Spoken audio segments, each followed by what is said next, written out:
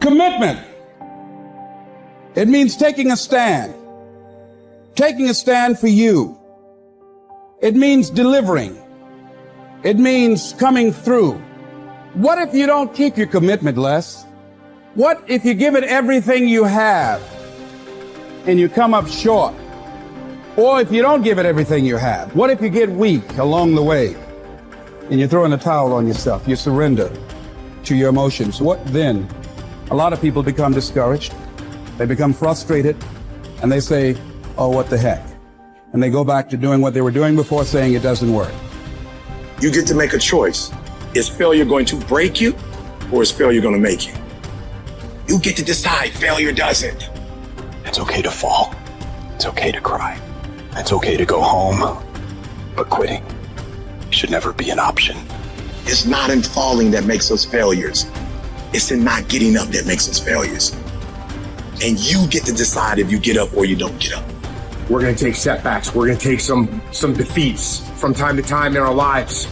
But when that happens, what that actually does, or what that actually should do, is make your vision clear. Make your mission clear.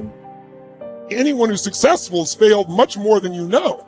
Like, you look at somebody who's an unbelievable athlete, somebody who's an unbelievable entertainer, speaker, communicator, artist. They didn't just show up that way. They are being rewarded in public for what you practice in private consistently. You might want to jot that down. We're all rewarded in public for the things that we consistently practice and refine in private. And so you see that person, you think they're a genius, but if you watch, they've been failing more than anybody else. They just failed more often, so they learn quicker. You got to tell yourself, despite the circumstances, the situations, you have to tell yourself that I'm not going anywhere until I get to go. Until I make my dreams become a reality, I'm not quitting. I don't care how much money I have to invest. I don't care how much time I have to invest. I'm going to continue to do this until I become successful. You can pretend that you care, but you can't pretend that you're there. The only way you can be there is to show up. And what I'm asking you to do for me, you will never be a failure if you show up every single day. Every single day when I come, I show up and I let failure know. Failure is not an option. You can't even let it sink into your brain, not even a second. You have to know that this thing is going to work. Come hell or high water, whatever it is that I set out to do, it may not happen in 6 months, it may not happen in a year, it may not happen in 2 years, but at some point, my dream is going to become a reality. I can accept failure. Everyone fails at some point, but I cannot accept not trying. When you've tried your best, when you've given 120%, you should never feel bad. You pick yourself up, you look at it from another perspective, you come up with another solution, and you go at it again. You're a problem solver. You're not soft. You're not weak. You don't quit. You don't surrender. You fall 7 times, you get up 8.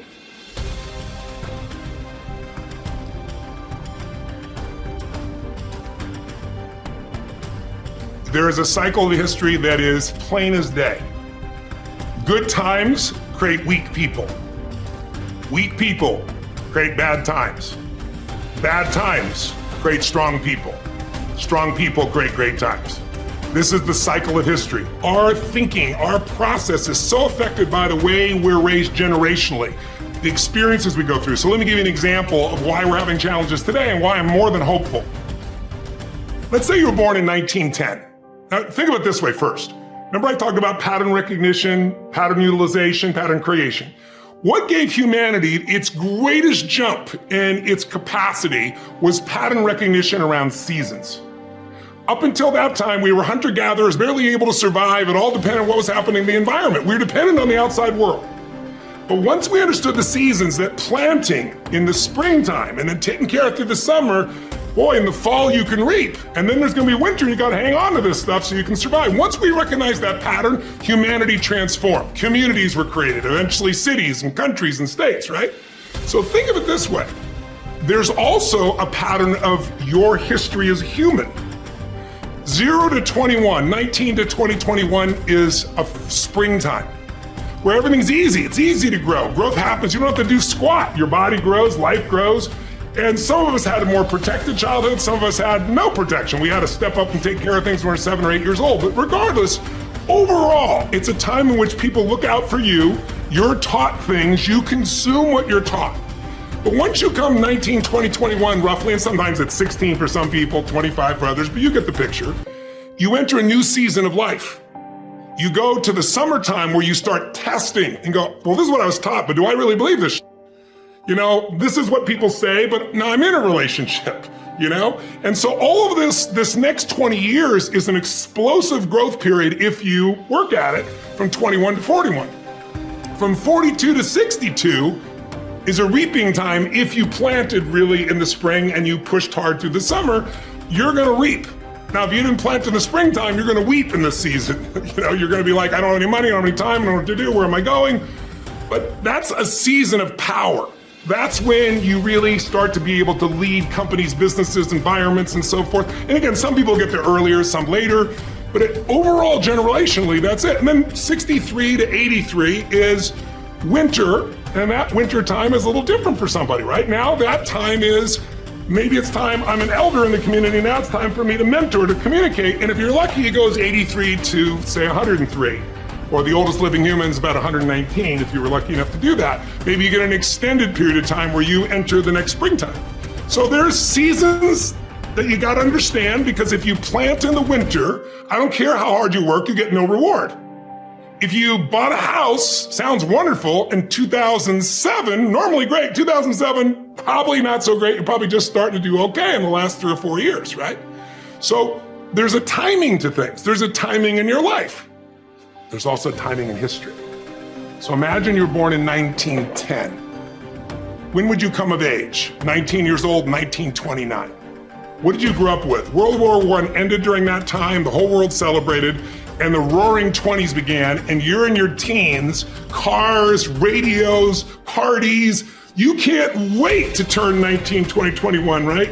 And what happens? For that generation, right at that stage of life, the whole game, the wolves pull out from it, and people are jumping out of buildings, the economy goes to the floor, we got the Dust Bowl. But it didn't end there. Because what happened when they were 29? 1939, World War II. And you and I are too young to know it, but those around know that it looked like we were gonna lose. Hitler was storming across Europe. It looked like life as we know it was over. And these people went overseas and became heroes. They faced such unbelievable, they were thought as flappers, they were thought as weak, they were a lot like a lot of the generation that you see today, the Z generation, not so much because they're just coming up, right? But the millennial generation, by older people, they see them as weak, they're snowflakes, they're this and they're that, but they have technology, they have insights. And when the outside world is demanding enough, not yet, because they're still fearful, they will grow. And that's when things change. And so the season occurs. So think about the difference between the 30s and the 40s versus the 50s versus the 60s as we came after 63 into an American summer as a different mindset versus the 80s to the 2000s, 2010. So we're right now halfway through winter. We're in another winter. It starts financially. Now it's gone to health, but we're far from it. It's going to be war. And it might be cyber war, it might be full-on war, but there's zero question that China and the US are on a collision course that's going to shape the direction of humanity. And so the people that right now are alive today are gonna have to grow in that environment. I really think we're at a season where there's gonna be a whole new level of growth. And what I just want to do is be one of the many sources that can give people perspective, because here's the problem. A year ago, people thought we were coming out of, we got vaccines now, and we're coming out of COVID, and it's going to be all over now. People are excited. But now, after going through 2 years of this, there's a lot of people now that no longer have a compelling future. Like, people talking about New Year's resolutions. Most people don't even have one, because it's like they never followed through anyway, right? But at least they had something to look forward to. They're starting to get into learned helplessness. Learned helplessness is when something is so bad over and over again, you start thinking the problem's permanent. No problem is permanent. Or you start thinking the problem's pervasive because I haven't handled my finances, my whole world's over. Or because my relationship's bad, my whole world's over. Your life is bigger than that. Or all this is happening because there's something wrong with me. When you get to that point, you stop trying. And so my goal right now is to shake that up for people. People need a new perspective, and you can't do it by just sitting and thinking. You gotta move your body, you gotta change your energy and your focus, because low level of energy, I don't damn how smart you are, you're not gonna use all your ability. But if I get you into a higher state of being, mentally, emotionally, physically, then all of a sudden you start remembering who you are and you start coming up with answers that you never even thought were possible before.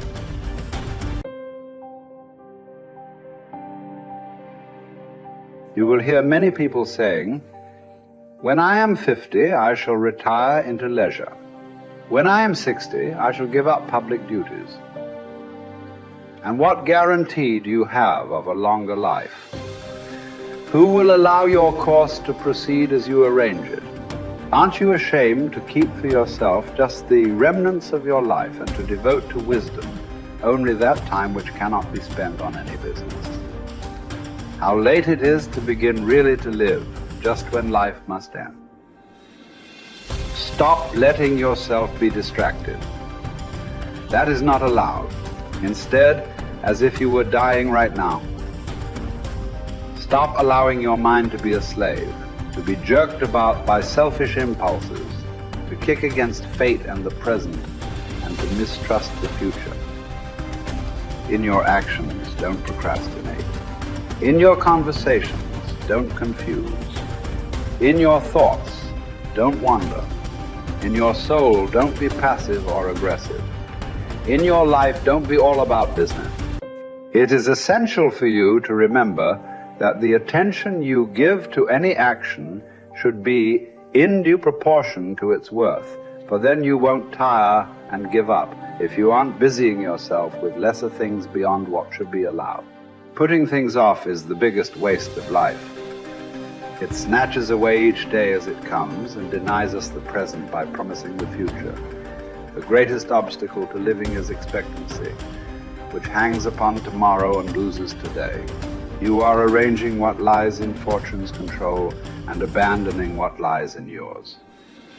What are you looking at? To what goal are you straining? The whole future lies in uncertainty. Live immediately.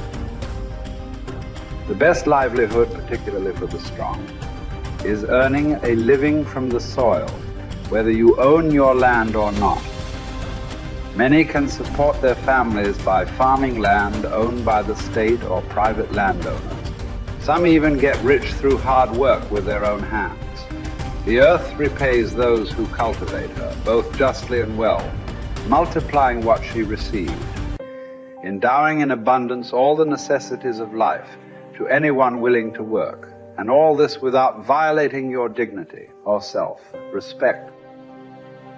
Generally speaking, if you devote yourself to the life of philosophy whilst tilling the land at the same time, I couldn't compare it to any other way of life, nor would I prefer any other livelihood. It is living more in accord with nature, drawing your sustenance directly from the earth, the nurse and mother of us all, rather than from another source.